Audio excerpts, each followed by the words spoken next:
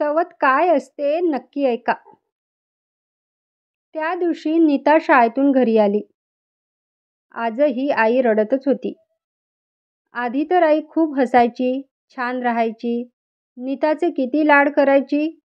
पण हल्ली आई सतत नाराज का असते, रडत का असते याचं कोडच 7 वर्षीय नीताच्या बालपणाला पडलेलं. तिला मुळीच आवडायचे नाही आई रडलेली. बाबा मात्र नीताचे खूप लाड करायचे. तिला रोज संध्याकाळी फिरायला न्यायचे. तिच्यासाठी खूप खाऊ आणायचे. पण तरीही आई सतत बाबांशी भांडत असे आणि स्वतःच रडत असे. आई-बाबांचे भांडण होत असले की नीता खूप घाबरायची. त्या दिवशीही ती शाळेतून घरी आली.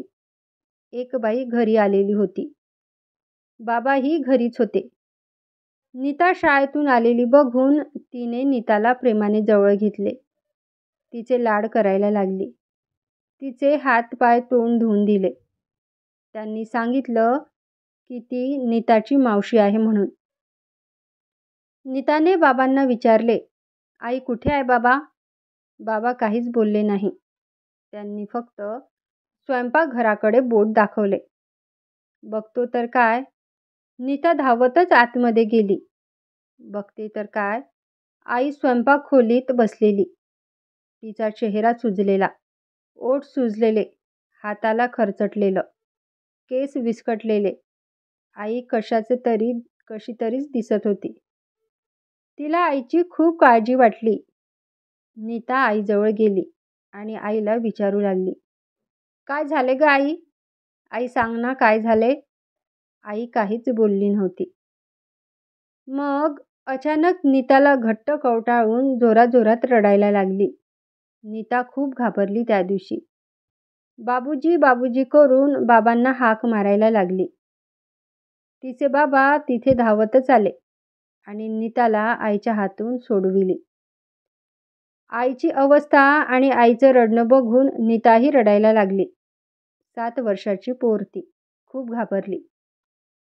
बाबा म्हणाले, आईला बरं नाही आहे, तिला आता आराम करू दे. नीता घाबरून रडतच होती. पहिल्यांदाच नीताचा तिच्या बाबांच्या बोलण्यावर विश्वास बसत नव्हता. त्या नवीन मावशीने जेवण बनविले. आई तशीच बसून होती. बाबांनी नीताला आपल्या हातांनी भरवले. पण त्या दिवशी आई काही जेवलीच नाही. मग ती मावशी निघून गेली. दुसऱ्या दिवशी नीता शाळेत गेलीच नाही. कारण आई आजारी होती तिची. मग तिला तयार कोण करणार? आई गप्पच होती. बाबा पण त्या दिवशी घरी नव्हते. म्हणून बाहेर जाऊन खेळायला लागली नीता. तिच्या घराजवळच्या सर्व काकू आणि आजी तिला जवळ बोलावून खोदून खोदून काहीतरी विचारायला तिला लागल्या. काल आलेली पाहुणी गेली का गं? तुझी आई कुठे आहे? तुझी आई कुठे होती? तुझे बाबा कुठे होते? स्वयंपाक कोणी केला मग तुझ्याकडे? असं सगळं तिला सांगू लागले.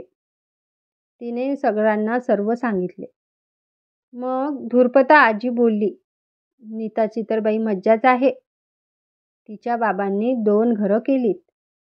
हे ऐकून नीता खूप आनंदी झाली. खरंच का गं आजी? आजी हो बोलली. नीता टाळ्या वाजवत वाजवत म्हणायला लागली, माझ्या बाबांचे 2-2 घरं झाले. माझ्या बाबांचे 2-2 घर झाले. तिला खूप श्रीमंत झाल्यासारखं वाटत होतं आणि आनंदही तितकाच. इतका आनंद की तिचे आता 2 घर आहेत म्हणून. ती धावतच घरी आली आणि आईला सांगू लागली, आई आई आपल्या बाबूजीने 2 घरं घेतलीत. हे एक आणि अजून एक. आता आपण खूप श्रीमंत झालोत ना? आईने नीताकडे पाहिले आणि जोरात खाडकन तिच्या गालावर ठेवून दिले आणि बोलली, तू ही त्यांचीच मुलगी आहे. त्यांच्याच वळणावर गेली. जोरात लागल्यामुळे नीता खूप रडायला लागली. तिला रडताना पाहून आईने तिला जवळ ओढले आणि कुशीत घेतले आणि मग तिची आई पण रडू लागली. आईच्या कुशीत शिरून नीता बराच वेळ हुंदके देत राहिली आणि तिच्या बालमनात मात्र एक प्रश्न खदखदत राहिला. 2 घरं आनंदाची गोष्ट असताना आईने मला का मारले? आई का रडली? व्हिडिओ आवडल्यास समोर शेअर नक्की करा.